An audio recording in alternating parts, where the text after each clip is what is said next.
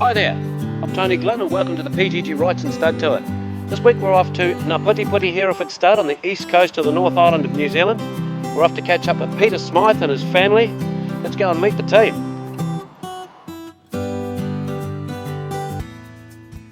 So great to be here with the Smythe family in Puteputi Hereford Stud in Raupunga. Whereabouts exactly is Raupunga, Pete? We're 40 k's south of Wairau, on the main state highway between Napier and Wairau. Yeah. Just south of the Moka Viaduct. Yeah. And the family's been here for a few years? Yes, my father took this place up after the war in 1945, and it was only 2 paddocks when he came here, and so it's what it is today now. That the place was developed, basically by him and staff at the time, and yeah. Fairly mixed sort of a contour here, some nice flats out there and some steep stuff. Well, yes, we're either dead flat, as you've seen here, or quite steepish hills. You don't drive tractors round the hill country. So yeah. And what are you running on the place here now? We run here. We've got about 140 registered stud cattle, of which about 25 or 30 of them are pole cattle, and the rest are all horned.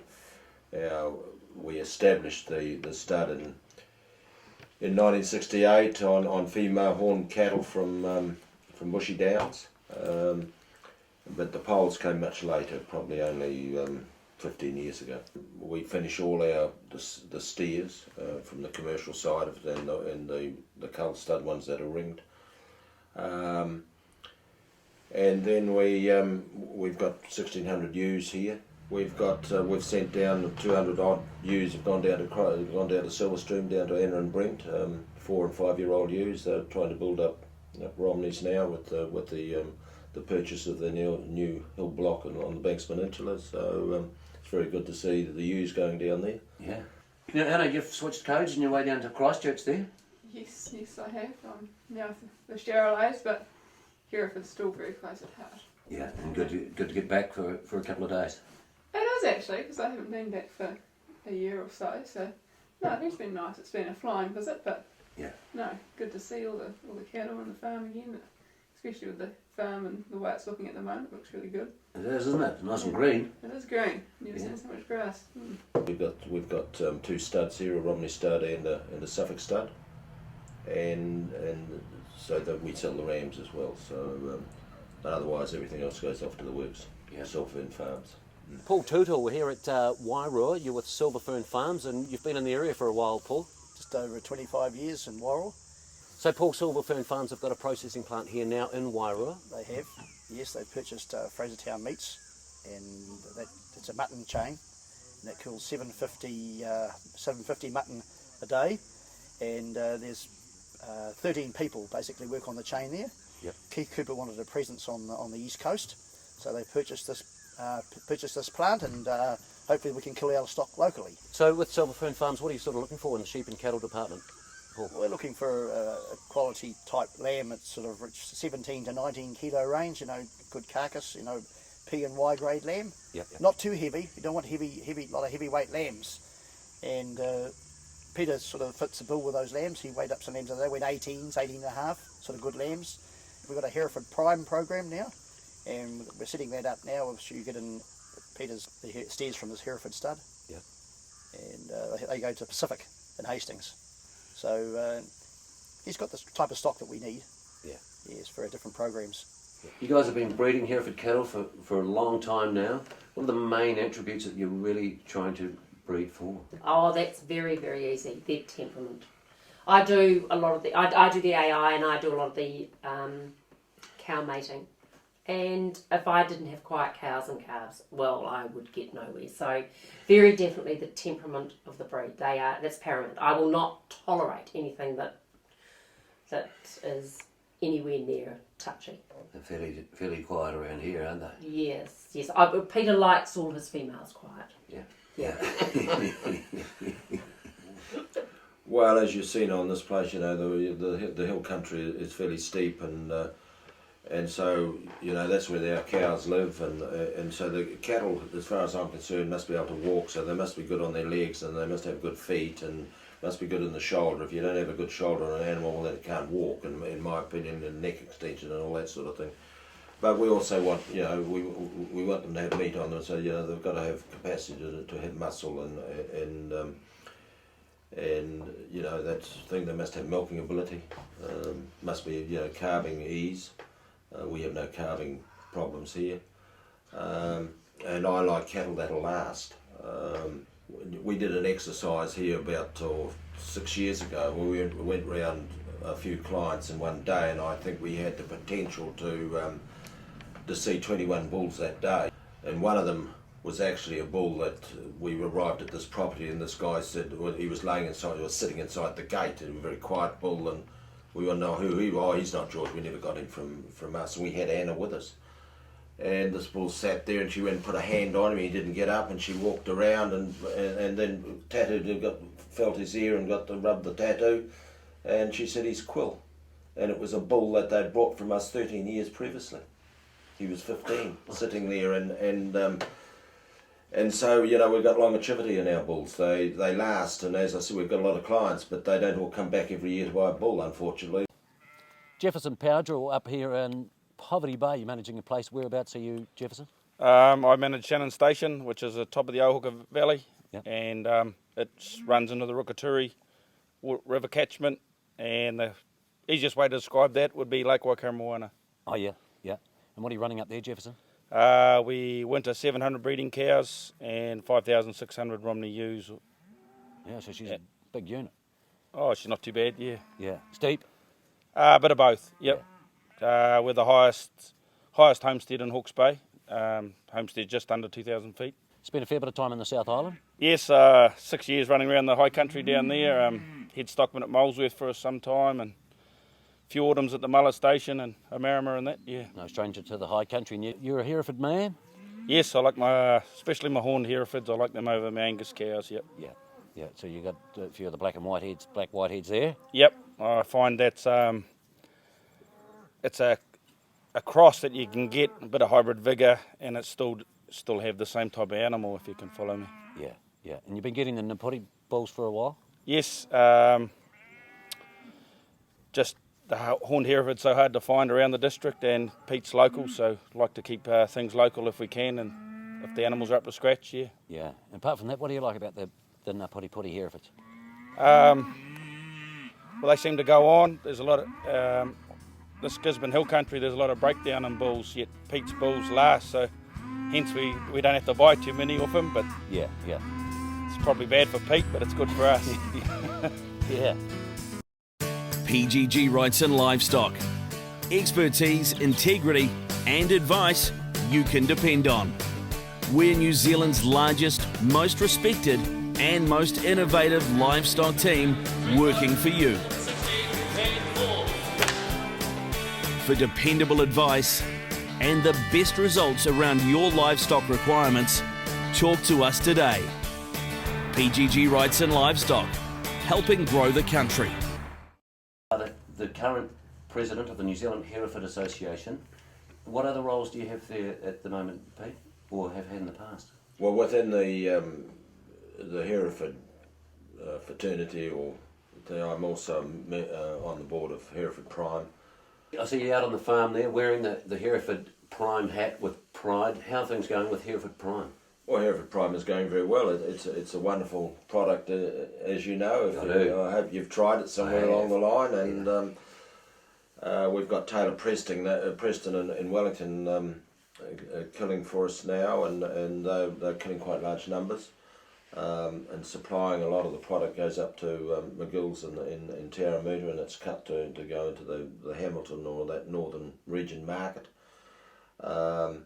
And then Beaumont meets down south as well, and it's pretty well distributed New Zealand wide. Not so much into the Auckland market yet, but we hope to expand into there as well. So Pete, how does the Hereford Prime work with for your suppliers? Well, we pay a premium, of course, and it's very competitive with the other branded products that are on the market. At times, we do have problems sourcing cattle because when you get a grass market like we've got at the moment, it's been hard to draw them out. So obviously we've had to pay a little bit more, for them, and fortunately we are able to still supply those markets. So the genetic side of it, quite a big thing, and you're working a little bit with Australia and other countries? Jill and I first went to Australia in 1988, and we saw a bull there called Monte Carlo, Corelli Monte Carlo at Charvel, and so we got semen from that bull. I still believe that he was probably one of the greatest bulls I've ever seen, and that was our first venture into AI. But since then we met Roger and Jan Han of Corelli, who actually bred that bull, and went there, and we were with Ian Brown of the Kiwi Study in Curran, and we brought cattle and had them and they stayed at Corelli, females, and we did a lot of flushing and that sort of thing over there, worked in conjunction. But we brought bulls in, semen from Corelli bulls. Corelli Pompeii was a bull that we used here with great success. Roger Han from Corelli Herefords in Australia. Big place, Australia. Whereabouts are you? We're based in a little place called Malatta, but more precisely Moree in northern New South Wales, about 200 kilometres south of the Queensland border and inland by about 500 k's. So it's a good climate, but it's a reasonably hot, harsh climate, 25-inch rainfall, and it's an area that's largely a crop grain growing area now, a lot of cotton, irrigated cotton, but still a significant livestock area.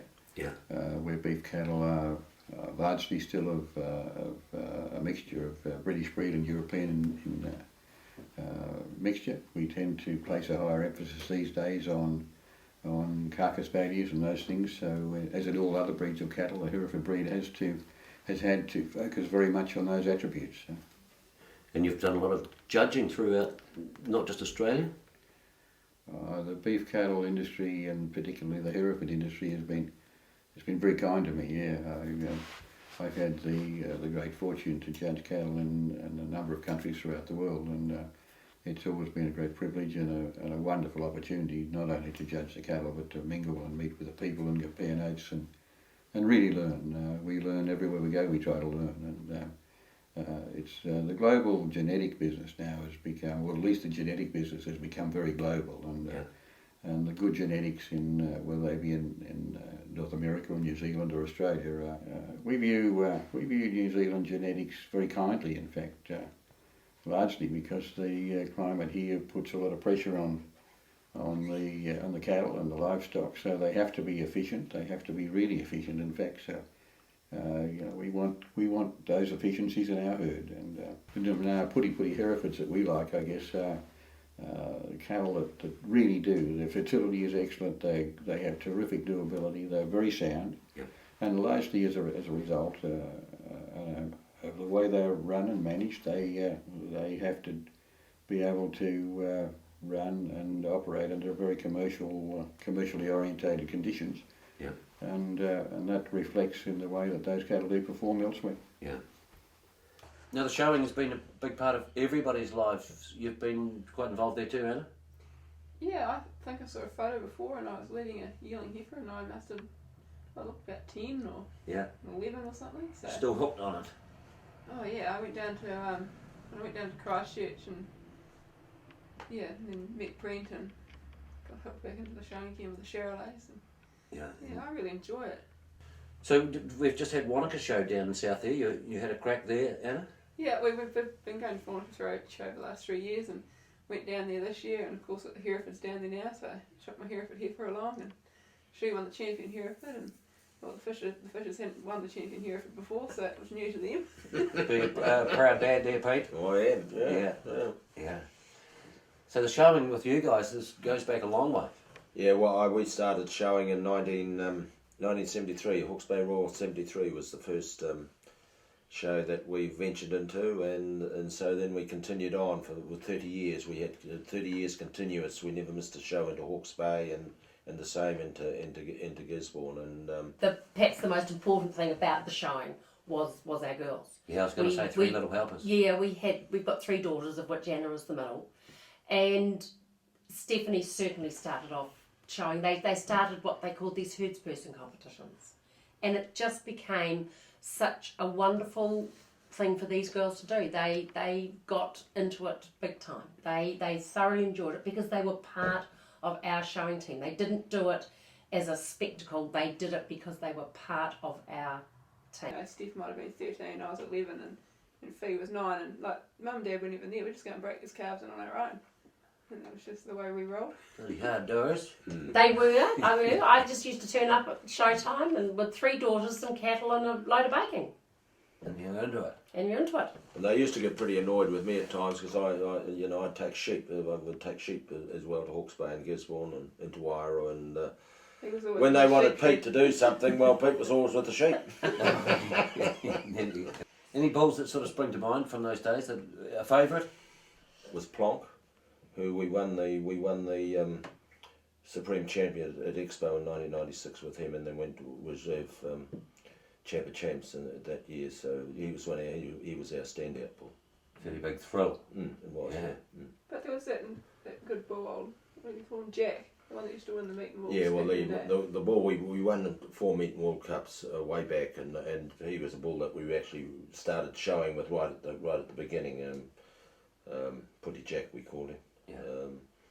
He was by a bull called Kiwi 167, and he was something pretty special. And today, when you see photographs of him, we go through. All breeds have been through these different phases. They were small and they got the size up, and then some have downsized again, and it's happened. It happened in the Herefords, and Plonk was quite big genetics, so like tall and long and big, and but with the Herefords are downsized too, just like the Angus, and this Putty 7, as we call him, or Jack, he's back to, you look at him today, photographs, and it's what we're breeding today. Yeah. Back to that again.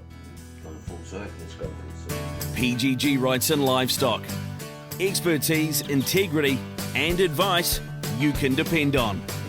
We're New Zealand's largest, most respected and most innovative livestock team working for you. For dependable advice and the best results around your livestock requirements, talk to us today. PGG Wrighston Livestock, helping grow the country. Mason Burrell, you're here with PGG Wrightstons in Wairau. How long have you been in Wairau, Mason? I've been with in Wairau for 21 years as an agent. Started here with Williams and Kettles, moved over with the takeover of PGG. Family's all from here. Yeah, you obviously love the area. Yeah, I do. Yeah, we've got a great area, Wairau, for farming. Yeah. Had a good season? Great season. More grass we know what to do with this year. Predominantly Wairau's a very good growing area. So Mason, you've been tied up with Puteputi for a few years now? Yeah, basically ever since been back here as an agent with the stud, bringing buyers in and maintaining the relationship with Pete and Jill. And, yeah. So what do you think the farmers like about, the commercial guys like about the Puteputi bulls? The way they carry on, the way they develop afterwards. Yeah. They're perhaps not the biggest bulls you'll see in the world to start with, but they grow into exceptionally nice animals.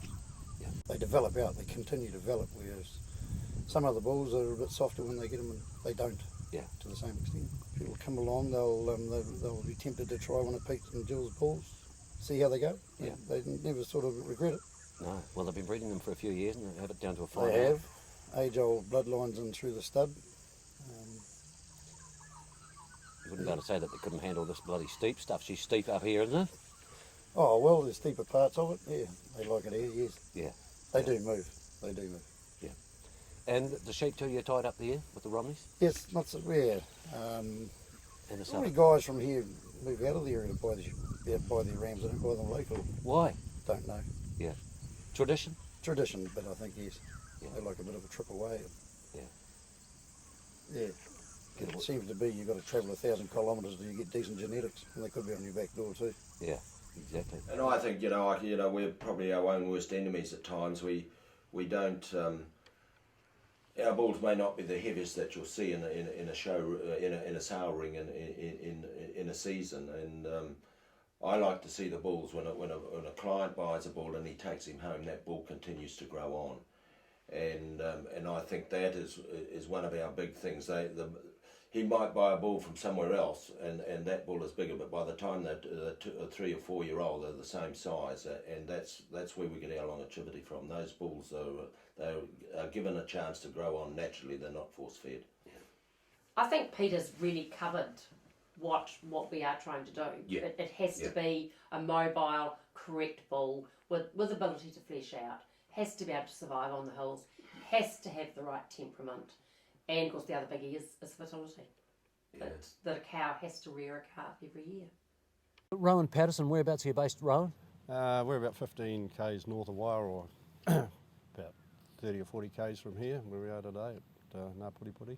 Yeah, what are you running there? Sheep and cattle.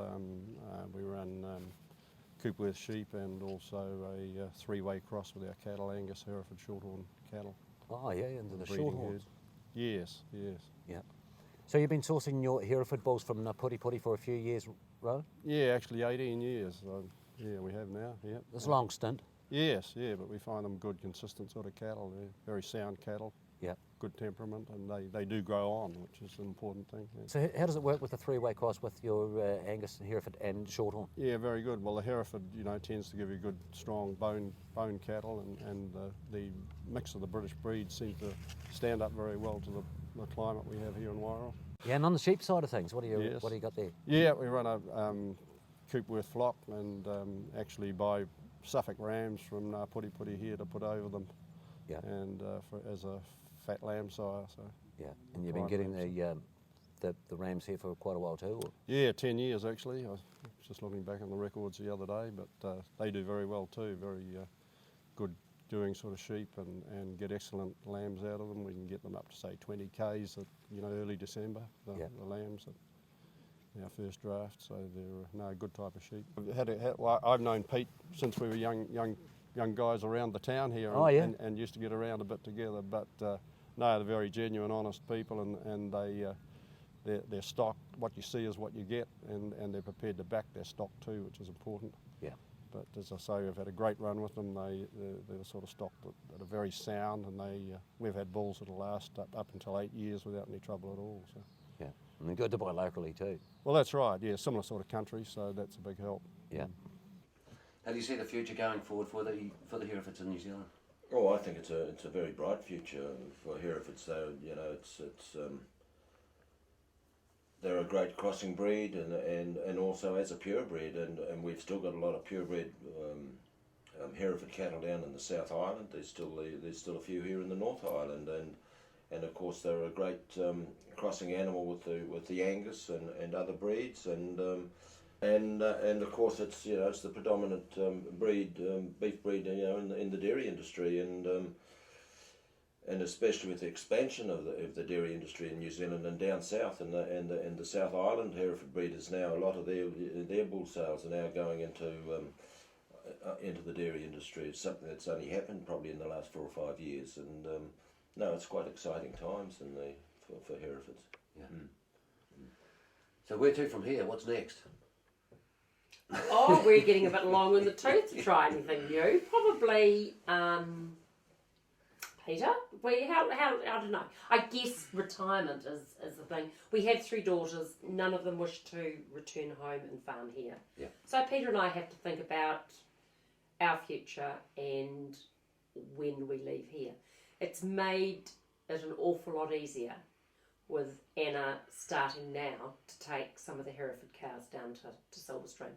Her and Brent are now going to run, I guess, a satellite Puteputi Hereford stud in Christchurch at Silverstream, and in time the cows will finish up down there.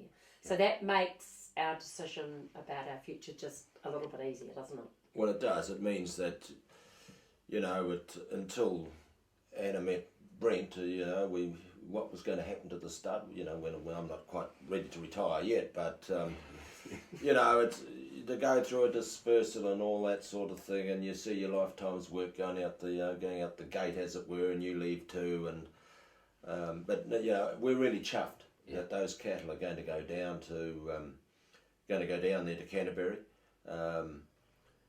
And I hope that some of our clients will still go down there and buy bulls and bring them back to here to the North Island. It's, you know, just because they're going down there, there's a lot of bulls, you know, go backwards and forwards across the straits, you know.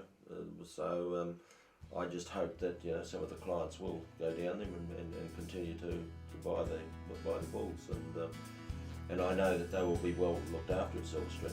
They'll be good hands down there. And Anna is, she knows as much about the cattle now as what I do, and probably more than what I do, and what Jill does. Even though she's down there, she still wants to know what's going on here, and yeah, it's great, Jill.